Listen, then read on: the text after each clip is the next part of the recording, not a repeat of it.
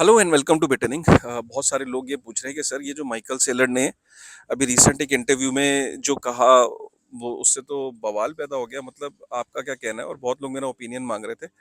तो पहले हुआ क्या, पहले उसको समझ लो। देखो, माइकल सेलर ने जो लोग सेल्फ कस्टडी करते हैं, भाई उनको एक वर्ड यूज कर दिया, उसका नाम है क्रिप्टो अनार्किस्ट। मतलब लिटरली इस वर्ड से बवाल पैदा हो गया और मुझे तो बहुत धक्का लगा। मैं तो अभी तक उभर नहीं पाया हूँ। वो बात अलग है, माइकल सेलर ने क्लैरिटी दे दी, लेकिन मैं आपको थोड़ा सा बैकग्राउंड दे दूं। माइकल सेलर्स ने एक इंटरव्यू के दौरान, इंटरव्यू पूछने वाली ने एक सवाल ये पूछा कि भाई जैसे बिटकॉइन जो है लोग ईटीएफ के थ्रू बाय कर रहे हैं या माइक्रो स्ट्रेटेजी का शेयर के थ्रू बाय कर रहे हैं, तो एक्चुअल में तो बिटकॉइन बाय ही नहीं कर रहे। सारा का सारा बिटकॉइन वो एक ईटीएफ के थ्रू और और माइक्रो स्ट्रेटेजी के शेयर के थ्रू बाय कर रहे हैं। अब इतनी बड़ी एंटिटीज जो है वो बिटकॉइन को बाय करके रेगुलेटेड कस्टोडियंस के पास रख रही है। तो ये तो वही वाली बात हो गई कि वो तो एक डिजिटल नंबर लेके खुश हैं, एक्चुअल में तो बिटकॉइन है ही नहीं उनके पास। और कल को यूएस के अंदर गवर्नमेंट के दिल में ये आ जाए कि बिटकॉइन जो है वो कन्फिस्केट कर लिया जाए, मतलब छीन लिया जाए। छीन लिया किससे जाए? रेगुलेटेड एंटिटीज हैं, उनका जो बिटकॉइन जो उनके पास पड़ा है वो उनसे छीन लिया जाए कि भाई हमें ज़रूरत है और हमारे पास तो बिटकॉइन है नहीं, और हमें ज़रूरत है और देश के लिए ज़रूरत है, देश को चाहिए जी। देश में के लिए हम ये कदम उठा रहे हैं। तो उस समय में तो बिटकॉइन लोगों के पास होगा ही नहीं, और वो लोगों का बिटकॉइन जो है वो गवर्नमेंट जो है वो ले लेगी। आपका क्या टेक है इस पे? तो वो हंसा माइकल सेलर, उसने बोला नहीं नहीं, ये जो सोच है ना, ये क्रिप्टो अनार्किस्ट की सोच होती है। वो लोग जो बिटकॉइन को सेल्फ कस्टडी करते हैं और फिर बाद में ये सोचते हैं कि वो सिस्टम में बिलीव नहीं करते हैं, गवर्नमेंट में बिलीव नहीं करते, टैक्स देना उनको पसंद नहीं है, और उनकी उनका ये जो बिलीफ है ना वो उनको इस तरह की सोच रखने पे मजबूर कर देता है। भाई ये शॉकिंग था। इसका मतलब जो लोग क्रिप्टो की सेल्फ कस्टडी करते हैं या बिटकॉइन की सेल्फ कस्टडी करते हैं, क्या वो अनार्किस्ट हैं? मतलब वो सिस्टम में बिलीव नहीं करते? नहीं यार, वो सिस्टम में बिलीव करते हैं। जस्ट दैट कि बिटकॉइन का जो कोर बिलीफ है, जो थीसिस है, वो यही है कि काउंटर पार्टी रिस्क को जीरो को खत्म करना। काउंटर पार्टी रिस्क का मतलब ये कि थर्ड पार्टी पे रिलायंस ना हो। आपका एसेट है, आप अपने कंट्रोल में रखो। जैसे गोल्ड है, गोल्ड का भाई एक ईटीएफ होता है, गोल्ड की एक छोटी सी एक टिकिया होती है, एक छोटा सा गोल्ड का टुकड़ा होता है। एक जब बंदे ने अपने हाथ में रखा है, अपने घर में रखा है, तो इसका मतलब उसकी सेल्फ कस्टडी है। कोई उससे ले नहीं सकता अनटिल अनलेस कोई बंदूक ना लगा दे सर पे। तो लेकिन जब बिटकॉइन किसी एंटिटी के पास रखा होता है या गोल्ड कहीं और रखा है किसी एंटिटी के पास, तो भाई वो एंटिटी अगर उसके चोरी हो जाए या हैक हो जाए या कोई उसके यहाँ पे रॉबरी हो जाए, ऐसे बिटकॉइन भी अगर किसी एक्सचेंज पे रखा होता है, हमने पीछे देखा वजीर एक्स पे वो हैक हो गया।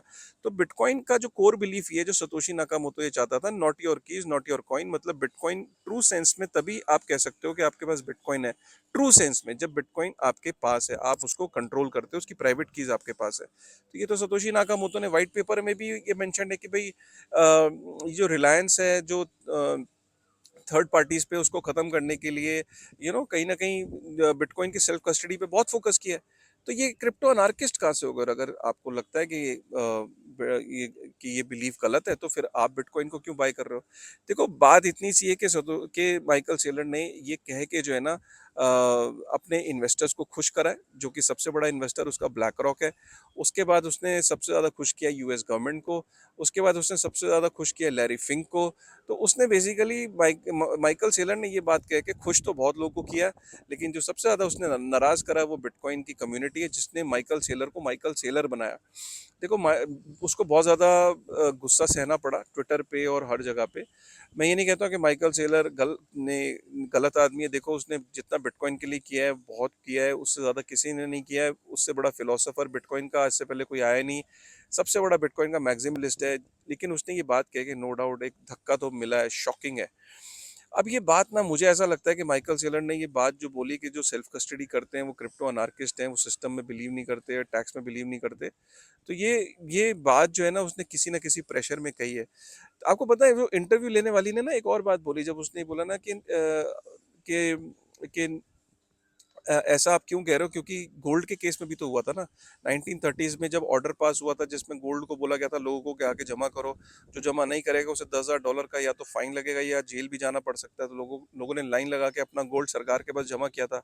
पास्ट में ऐसा हो रखा है। तो उसने उसी बात का हवाला देते हुए माइकल सेलर को जब पूछा, तो माइकल सेलर ने उसको डिफेंड किया कि नहीं वो गोल्ड स्टैंडर्ड था उस टाइम पे, जो भी उस टाइम यूएस में जो स्थिति रही थी उस हिसाब से वो डिसीजन को उसने कहीं ना कहीं वैलिडेट किया। और उसने ये भी बोला कि आज थोड़ी ना गोल्ड स्टैंडर्ड पे है, और ये सोचना कि गवर्नमेंट कन्फिस्केट कर लेगी, ये तो एक तरीके की फैंटेसी है।